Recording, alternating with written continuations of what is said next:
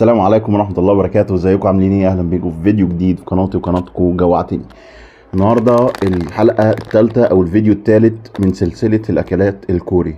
النهارده انا معايا الاندومي الكوري ده بالخضار وسبايسي حراق. هنجربه وهنشوفه طعمه حراق وطعمه حلو ويستاهل ال60 جنيه اللي دفعناهم فيهم ولا لا. خلونا بقى نفتحه ونشوف مكونات الكيس ده ايه. الشعرية الاندومي اهيت، حجمها يعني شوية كبير زي بتاعت اللي فاتت بالظبط، نفس الحجم اللي فات، 120 جرام. بيبقى جاي معاها الكيسين دول نفس المرة اللي فاتت برضو، كيس توابل وكيس الصلصة اللي هو دي بقى هيبقى فيها الشطة هوت اند سبايسي. ريحتها ريحة توابل مجففة طبعا. شكلها عامل ازاي؟ ريحته عاملة برضو زي اللي فات كده، تحس ان هو شطة.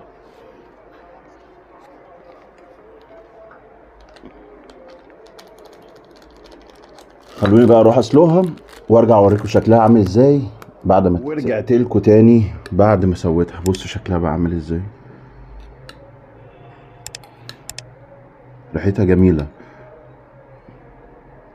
بصوا بقى انا لقيت فيها ايه، جزره. بص دي التوابل موجوده فيها، حاجه خضرة كده عامله زي الاعشاب الخضراء. خلونا نقول بسم الله الرحمن الرحيم ونبدا. بص في حاجه حمرا كمان اهي عامله زي الطماطم.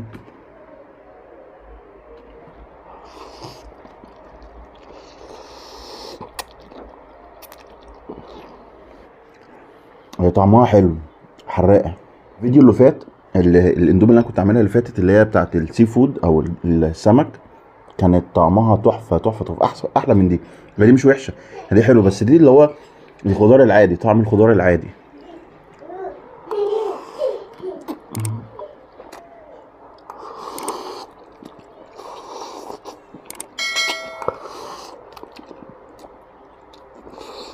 بس طعمها حلو، لذيذه يعني كاكله تتاكل، بس بالنسبه للطعم ده انا اجيب الاندومي العاديه خلاص يعني، فاهم؟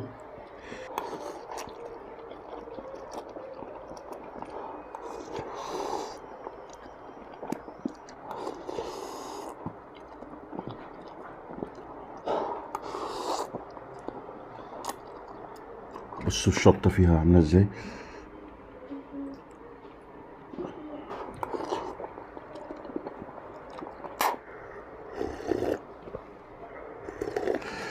وبكده يبقى احنا جربنا النودلز بطعم الخضار من الشركه دي والنوع ده. انا الصراحه رايي فيها هي حلوه مش وحشه، بس في زيها ارخص نفس الطعم وبنفس الكواليتي، فانا ما اشتريش ب60 جنيه واحده كوري زي دي وهي في زيها. يمكن اختلاف كواليتي الشعريه نفسها، الجوده نفسها ممكن تختلف اكيد، انما هيبقى نفس البهارات ونفس التوابل، وهو دوت السر كله بتاع الاندومي، البهارات والتوابل اللي موجوده معاها. اتمنى يكون الفيديو عجبكم، متنسوش تعملوا لايك للفيديو دوت وتشتركوا في القناه اللي مشتركش وفعلوا زر الجرس عشان تستنوني في الفيديوهات التانية اللي جايه كتير. واشوفكم الفيديو الجاي ان شاء الله. سلام.